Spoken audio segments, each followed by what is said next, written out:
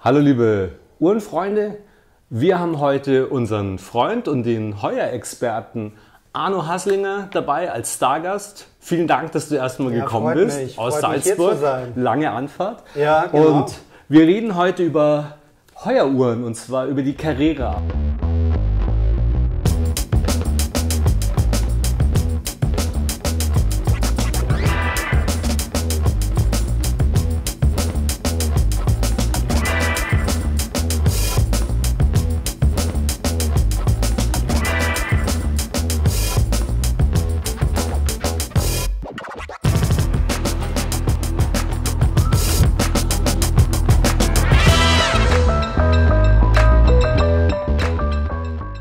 Arno, bevor es aber losgeht und wir über die Carrera-Uhren der 60er Jahre sprechen, im Teil 2 gibt es noch einen Film mit Thomas Bachmann über die 70er Jahre bis zum heutigen Zeitpunkt. Aber bevor wir loslegen, möchte ich ein bisschen was über dich erfahren. Wie kamst du überhaupt dazu, Heuer-Experte zu werden? Man wacht ja nicht einmal auf und ist Heuer-Experte. Wo kam das Phantom her? Ein Interesse für alles, was mechanisch ist, hatte ich schon sehr, sehr lange.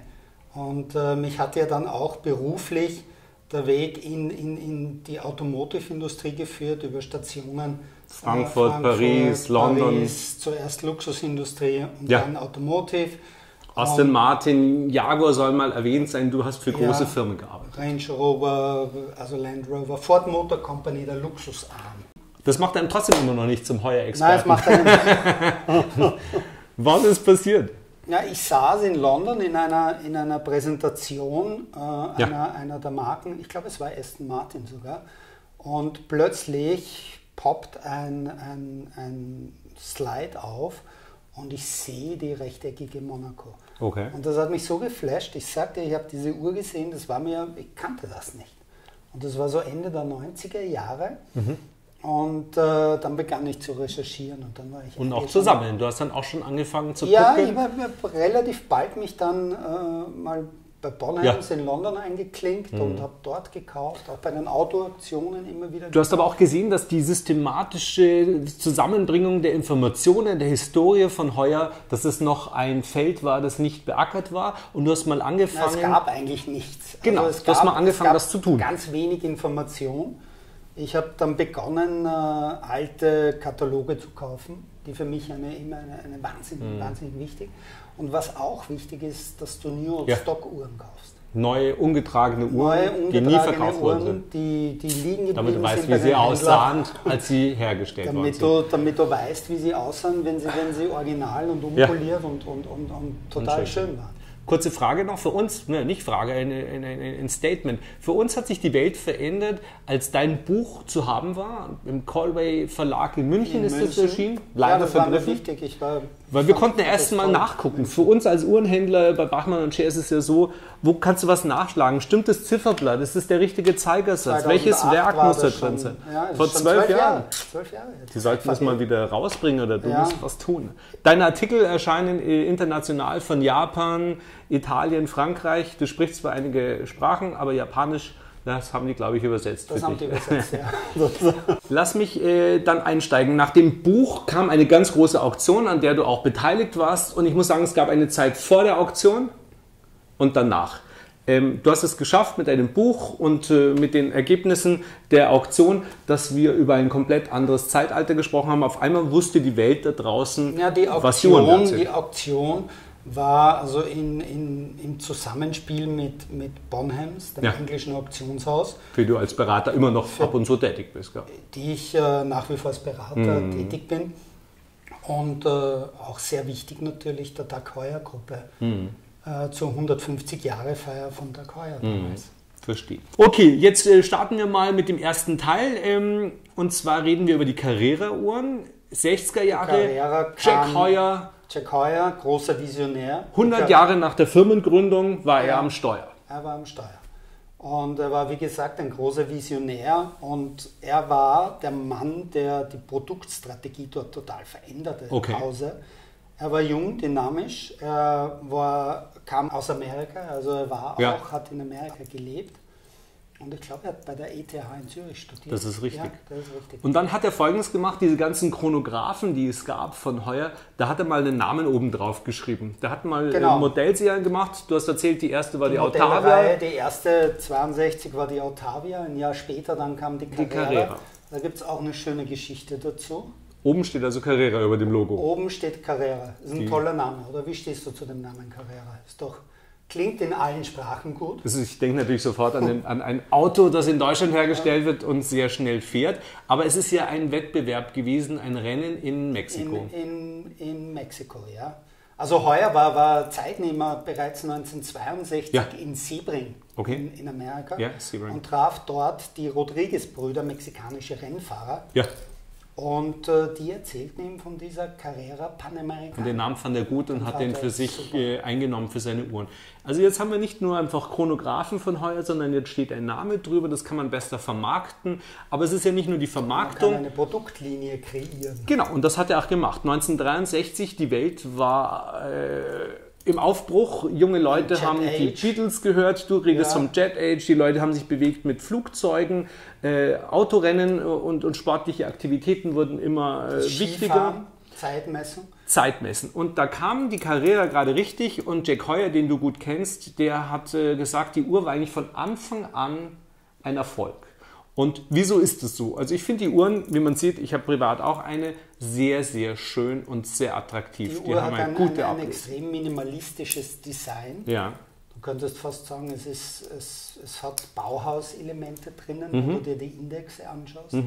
Du hast diese versunkenen, eingesunkenen Sub-Register. Also die Hilfszifferblätter. Aber dann jetzt speziell der Seite noch einen Ring, der angewinkelt ist. Und das ist eine Erfindung gewesen von Heuer. Ist ein großer Trick. Die Rehaute, die Verlängerung des Blattes. Eine Vergrößerung des Zifferblattes. Sieht auch schön aus. Tolle Ablesbarkeit. Sag mal, die ersten Modelle, die wir hier haben, in Stahl und auch eins in Gold hier, die haben das Valjoux 72 Kaliber, das hier auch ganz berühmt eingesetzt ist in der Rolex Daytona. Ja. Also mit gleicher Qualität baute der Jack Heuer seine Chronographen.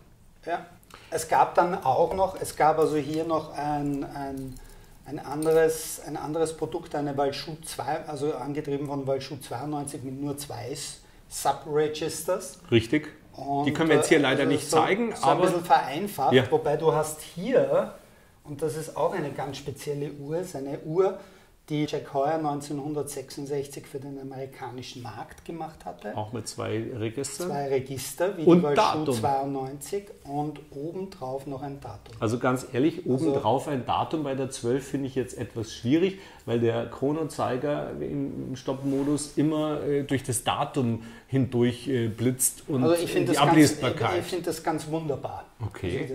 Muss man halt immer starten. Eine spannende Position. Okay. Da sind wir aber auch schon. Ein Add-on, weil der Heuer war damals in Amerika stark. Der amerikanische Markt war ein wichtiger Markt für die Schweizer Uhrenindustrie. Ganz genau, der wichtigste. Und diese Einführung des Datums war ganz was Neues dort. Ich habe jetzt hier ein Modell in der Hand. Das ist sehr, sehr schön. Das ist zweifärbig, vor allen Dingen aber das Datum rutscht, was mir gut gefällt, auf die 9. Panda, das sogenannte Panda-Design. Ja. Wir kennen ja alle. Aber der Minutenzähler fliegt. Oder ist das die Sekunde, die geflogen ist?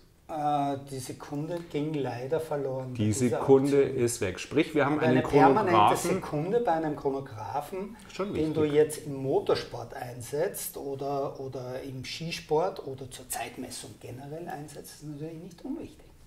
Die Uhr ist aber wunderschön. Ich kenne auch eine militärische Variante dieser Uhr, die für die Jordanier gemacht worden ist. Die hat dann auf der Rückseite noch einen kleinen arabischen Buchstaben oder eine Ziffer. Sammlerobjekt der ersten Klasse, logischerweise. Indianapolis Motor Speedway Logo gab es auch bei dieser Uhr. Wunderschön. Ja. Also das ist eine Uhr, die kickt mich. Das ist was, wo ich schon auch in den späten 90er Jahren, als ich angefangen habe, Uhren zu sammeln, wo ich gesagt habe, boah, toll, super. Hier ist jetzt ein Landeron-Kaliber drin, nicht mehr Valjoux. Heuer ging weiter, hat sich für ein anderes Werk zugewandt. Ja, das Landeron war bereits also in dieser Datum bei der 12 drinnen. Verstehe. Und die Idee war die Fortführung des Walschuh 92 mit den 2 Subregistern, die es also seit 1963 gab, aber mit dem Add-on des Datums. Jetzt habe ich hier noch eine ganz tolle Uhr mitgebracht. Eine Skipperera, also eine Skipper und Carrera. Ist das jetzt eine Carrera oder eine Skipper? Eigentlich ist es die erste Skipper im Carrera-Gehäuse. Okay. Und Skipper ist eine andere Modelllinie gewesen, eine weitere Modelllinie. Eigentlich für Bootsinhaber, wie der Name schon sagt, wunderschönes Zifferblatt mit Regatta. funky, orange, türkisgrünen Totalisatoren. Also du siehst, da so wirklich kommen schon die 70er Jahre rein. Das ist Ende der 60. Wir reden jetzt aber hier aber nicht mehr über kleines Farben. Geld bei der Uhr. Das ist schon eine sehr seltene Uhr. Ich muss sagen, in all den Jahren hatten wir die nur, glaube ich, 2-mal in Händen zum Verkauf. Ich glaube, wir hatten bei Bonhams immer wieder Skipper und erreichten Rekordpreise. Unglaubliche Uhr. Also vielleicht einer der most sexy Watches aus meiner Sicht aus der Zeit der 60er. In der Auktionswelt ist sie eine wichtige Uhr, die Skipper. Und dann sind wir auch schon beim letzten Uhrenteil, das wir heute im ersten Teil unserer Serie über Carrera-Uhren uns näher anschauen. Eine meiner absoluten Die liebst du. Lieblingsuhren. Ich liebe die. Also die Uhr kann ja mehr wie nur Chrono, und zwar haben wir einen einfach- Vollkalender. Ja, wir haben einen Vollkalender, wir haben Tag, Monat und wir haben noch einen Zeiger, der also den Tag nochmal so süß in einem Halbmond in einem wunderschön roten mit einem einzeichnet. Halbmond Tolle Uhr. einringt und anzeigt. Gehäuse sieht anders aus, ist aber schon eine Gehäuse Carrera, steht ist- nicht drauf. Nein, steht nicht drauf, es gab keinen Platz, Okay. aber es wird das Carrera 12 Dato geführt, auch in den Katalogen. Also wir befinden uns hier schon am Ende der 60er Jahre. Das ist jetzt kurz der Übergang, und das ist ein wichtiger Übergang zur Formel 1. Also der Jack Heuer hat sich ja Gedanken War gemacht, einer wie er der die ersten Marke... non-automotiven Sponsor und der erste Uhrensponsor in der Formel 1. Wer kennt nicht die Rennfahrer-Trikots bis heute, tragen Privatleute auf Rennstrecken? Da muss ein Heuer-Wappel drauf sein.